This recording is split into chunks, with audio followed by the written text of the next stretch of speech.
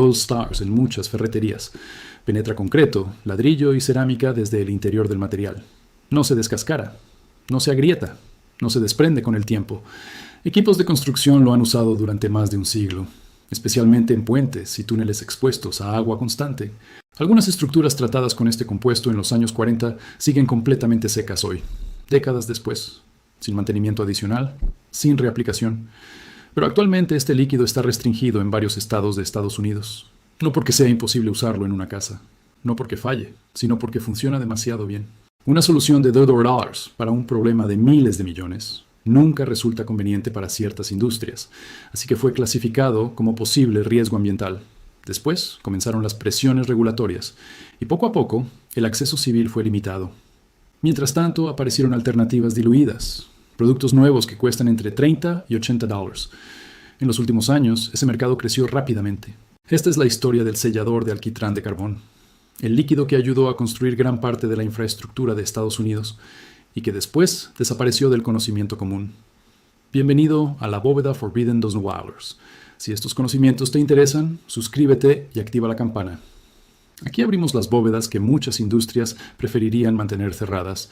A comienzos del siglo XX, la ciudad de Pittsburgh enfrentaba un problema serio. Su sistema de agua estaba colapsando lentamente. Miles de metros de tuberías subterráneas presentaban filtraciones. El suelo estaba saturado. Algunos cimientos empezaban a deteriorarse. Un ingeniero civil llamado George Bartholomew propuso una solución. Un material que la construcción ya conocía desde hacía décadas. Alquitrán de carbón. Un líquido espeso y oscuro producido durante la combustión del carbón. Durante décadas se utilizó para impermeabilizar barcos de madera, incluso antes de la Guerra Civil estadounidense. El equipo de Bartholomew decidió aplicarlo en gran escala. Cubrieron paredes de cimientos, sellaron uniones de tuberías y recubrieron túneles completos. En pocos meses las filtraciones desaparecieron, no se redujeron, desaparecieron. El sistema de agua funcionó durante décadas sin problemas de infiltración, casi medio siglo sin reaplicaciones. Para la década de 1920, el sellador de alquitrán de carbón ya era práctica común, en proyectos de construcción por todo el país. El Canal de Panamá lo utilizó en varias estructuras hidráulicas. El Metro de Nueva York lo aplicó en túneles subterráneos. Incluso grandes represas lo emplearon en zonas expuestas a presión de agua. Los ingenieros lo consideraban una solución permanente, no un parche, no una reparación temporal, una reacción química que se integraba con el material, creando una barrera impermeable desde el interior. La razón está en su química. El alquitrán de carbón contiene compuestos aromáticos densos. Cuando se aplica sobre concreto o ladrillo húmedo, penetra profundamente en los poros del material. Allí reacciona con la humedad presente. Con el tiempo, forma una matriz hidrofóbica cristalizada, una estructura interna extremadamente densa. El agua no puede atravesarla, ni bajo presión, ni después de años de exposición. La diferencia clave es esta. Los selladores modernos crean una película superficial. Esa capa eventualmente se agrieta o se desprende. El alquitrán crea una estructura interna permanente. No se queda en la superficie, se convierte en parte del material. Por eso fue considerado durante décadas una solución definitiva contra filtraciones.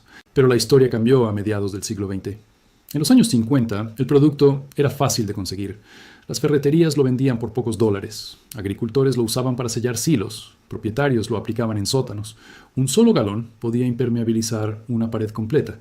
Entonces varias empresas comenzaron a desarrollar alternativas, selladores basados en polímeros, membranas cristalinas, sistemas que requerían instalación profesional y mantenimiento periódico. Algunos debían reaplicarse cada pocos años.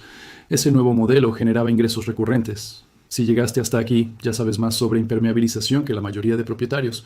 Suscríbete y comparte esto con alguien que lucha cada año contra filtraciones. Muchos de los métodos que la industria dejó de mencionar siguen existiendo. Ahora hablemos de la regulación. En los años 90, la EPA clasificó el alquitrán de carbón como posible carcinógeno.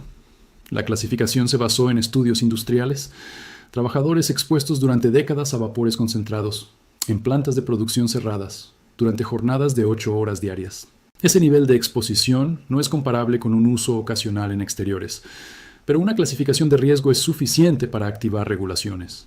A partir de ese momento comenzaron restricciones en varios estados. California fue uno de los primeros. Después se sumaron otros estados. Con el tiempo el acceso residencial se redujo considerablemente. Mientras tanto, el mercado de productos alternativos creció.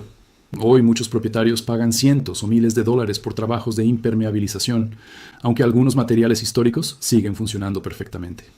Si tienes una filtración en casa, lo primero es identificar el origen. Observa la pared después de una lluvia fuerte. Si el agua aparece rápidamente, es infiltración activa. Si tarda horas o días, puede ser absorción lenta. Ambos casos requieren soluciones distintas. En algunos estados donde el alquitrán está restringido, se utilizan alternativas como el silicato de sodio. Este compuesto también penetra materiales porosos y cristaliza en su interior, método usado incluso en búnkers militares durante la Segunda Guerra Mundial. Antes de aplicar cualquier sellador, la superficie debe estar limpia, sin pintura, sin selladores anteriores. El material necesita contacto directo con el sustrato. Generalmente se aplican 2 capas, la primera fina para penetración profunda, la segunda más densa para cerrar los poros restantes. La temperatura ambiente también influye. El proceso de cristalización funciona mejor en temperaturas moderadas. En muchos casos el costo de materiales es mínimo, pero el conocimiento de cómo aplicarlos marca la diferencia. Ese conocimiento no desapareció con el tiempo, simplemente dejó de enseñarse. Sin embargo, las estructuras tratadas hace décadas siguen allí. Puentes, túneles, cimientos, muchos siguen completamente secos. El material todavía existe, pero encontrar la información correcta se volvió mucho más difícil. Si esta bóveda te ayudó a ver algo diferente, suscríbete y comparte. Cada vez que alguien comparte este conocimiento, otra bóveda se abre y otra historia enterrada vuelve a salir a